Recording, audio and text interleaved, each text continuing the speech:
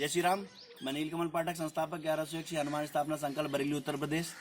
आज मैं यहाँ ग्राम कौन सा गांव है भैया? ये हल्दी कलां मीरगंज के पास है। यहाँ आया हुआ हूँ। बरेली से लगभग 40 किलोमीटर है। और 1101 श्री हनुमान स्थापना संकल्प के अंतर्गत मुझे इस बार हनुमान जी के जन्मदिन के उपलक्ष्य में एक साथ 12 स्थापनाएं करानी है। हनुमान जी की 2 फुट की सिंदूरी हनुमान जी की स्थापना करने का मैंने संकल्प लिया हुआ है। उसमें आज इस गांव में आया हुआ हूं। श्री गजेंद्र पांडे जी भैया के माध्यम से ये स्थापना होगी, और जब होगी तो आप लोगों को तिथि बता दी जाएगी। लेकिन बैठे बैठे मैं वहाँ धनेटा फाटक पे लगा हुआ था, नहीं सॉरी मीरगंज वाले फाटक पे, तो वहाँ पे कोई सवारी नहीं मिल रही थी। लेकिन ये चौधरी साहब हैं जो गाँव सहजना में रहते हैं। मेरे मन में ये एक विचार आया कि क्यों ना चौधरी साहब को फ़ोन कर दिया जाए। लेकिन मैंने ये सोचा कि हमारे भाई हैं 10 किलोमीटर दूर, कहाँ से ही आएंगे। लेकिन पल भर की सोचने मात्र से ही जो है चौधरी साहब सामने जो है प्रकट हो गए, और चौधरी साहब के माध्यम से ये 10-12 किलोमीटर दूर मैं इस गांव में आया। तो बातचीत होती रही। यहाँ मंदिर है, देखिए कितना सुंदर श्री परशुराम भगवान जी का जो पीछे चित्र भी है। तो हमारे कुछ बड़े हैं जिनसे मैं ये चाहूँगा कि अभी मैंने एक बात बताई थी आपको कि मदन मोहन मालवीय जी ने कहा था कि हर चौराहे पे, गाँव में, शहरों में अखाड़ों की स्थापना हो। उन अखाड़ों में हनुमान जी के विग्रह की स्थापना हो, ताकि जो हमारा युवा वर्ग है वो उससे प्रेरणा ले पाए, क्योंकि भारत जो है वो युवाओं का देश है। इन्हीं कुछ संकल्पों को, छोटे छोटे संकल्पों को मैंने रूप देते हुए 1101 श्री हनुमान स्थापना संकल्प लिया है।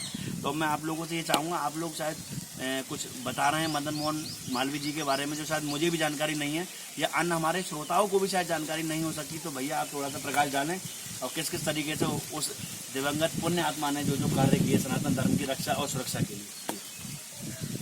मदन मोहन मालवीय जी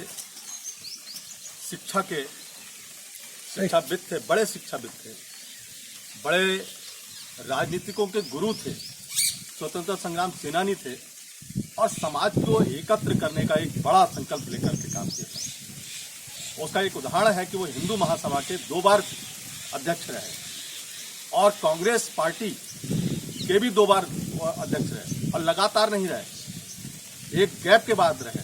ये उनका जो है उनके कार्यशैली और उनके चिंतन का विषय था।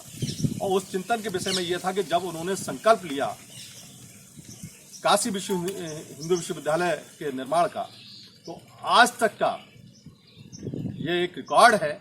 आज तक जो है जो यूनिवर्सिटी बनी है उसकी हर ईंट पर जो है हिंदू लिखा हुआ है, और उसको बनाने के लिए उन्होंने सभी से चंदा लिया।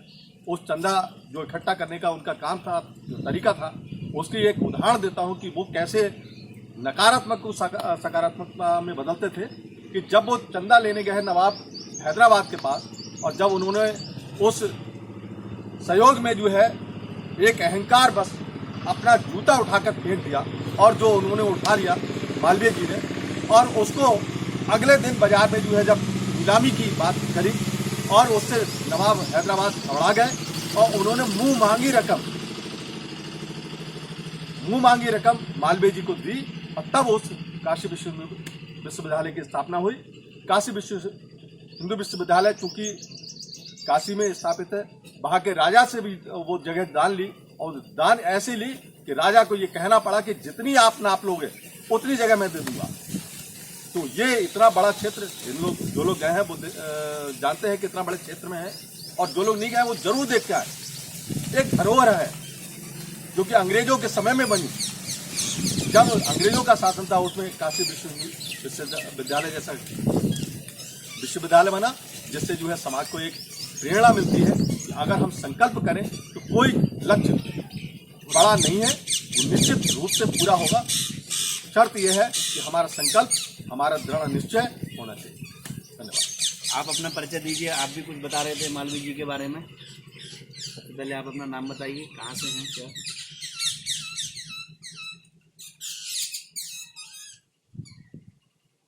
मैं पंडित बनवारी लाल मिश्रा, ग्राम हल्दी कला। आज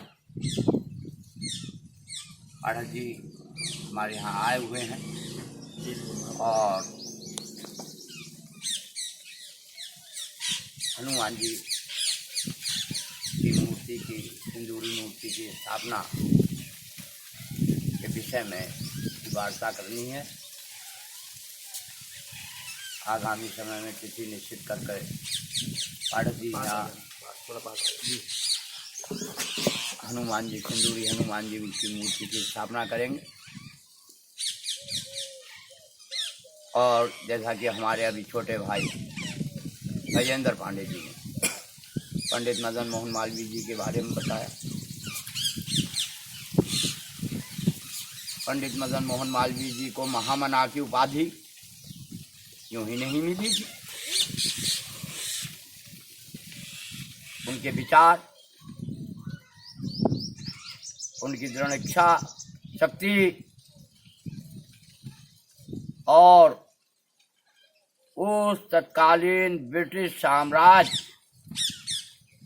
में उनका निर्भीक वक्ता होना उनके अदम साहस का द्योतक है।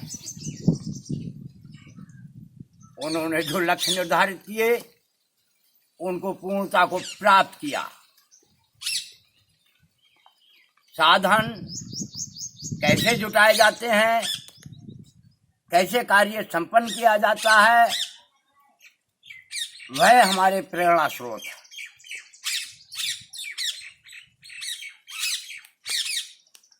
हिंदू समाज को संगठित करना, सनातन धर्म की रक्षा करना, सभी धर्मों का सम्मान करते हुए धर्मनिरपेक्षता का उदाहरण प्रस्तुत करना, ये सारी चीजें उन्होंने उस समय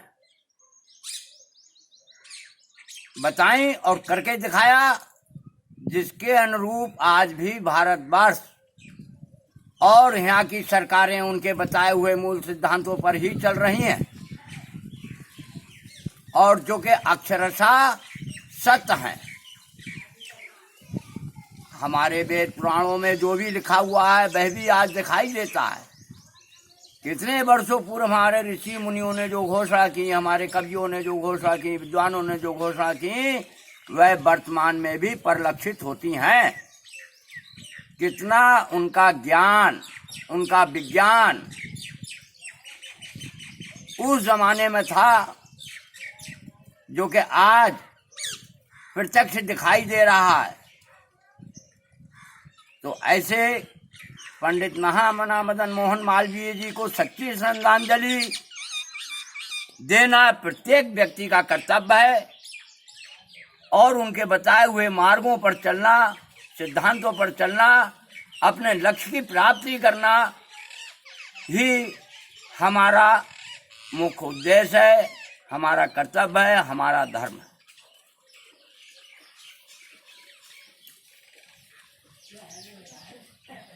हमारे संकल्प के बारे में क्या कहना चाहेंगे आप?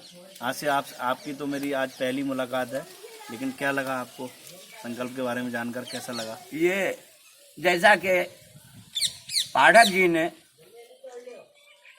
जो संकल्प किया है बहुत ही सुंदर है और जहां तक इस वीडियो के माध्यम से मैं ऐसे जिज्ञासु व्यक्तियों से भी ये निवेदन करूंगा कि वह भी इनके इस संकल्प में यथायोग सहयोग करें और प्रेरित करें, इससे भी और अधिक कुछ करने का साहस उत्पन्न करें, ऐसी मेरी कामना। बहुत बहुत धन्यवाद। भैया आप क्या कहना चाहेंगे संकल्प के लिए? आपसे तो काफी समय से आपका आशीर्वाद प्राप्त होता रहा है मुझे।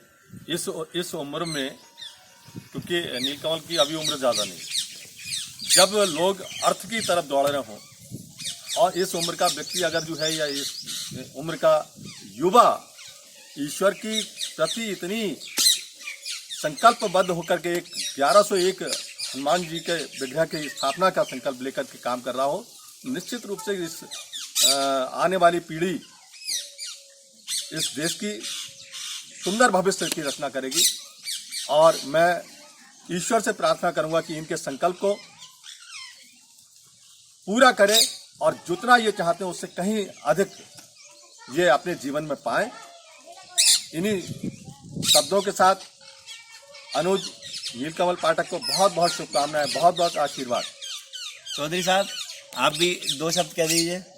चौधरी साहब के ही तो माध्यम से मैं यहाँ तक आ पाया हूँ, भैया की गाड़ी से ही तो मैं यहाँ आ पाया। कहीं कोई गाड़ी नहीं मिल रही, कोई टेम्पो नहीं मिल रहा था। तो अंत में अपनी वाणी को विराम देते हुए मैं ये कहना चाहूँगा सभी सनातनियों से, आज तो माध्यम बन गया कि भगवान परशुराम जी हैं। तो मेरा मानना ये है कि हनुमान जी भी अकेले अपनी पावर से हनुमान जी नहीं बने थे।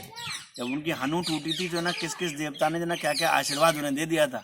तो नीलकमल पाठक को हर उस व्यक्ति, हर उस समाज के वर्ग, हर उस जाति से हटकर इंसानियत और इंसान रूपी देवी देवताओं की मुझे आशीर्वाद की आकांक्षा है।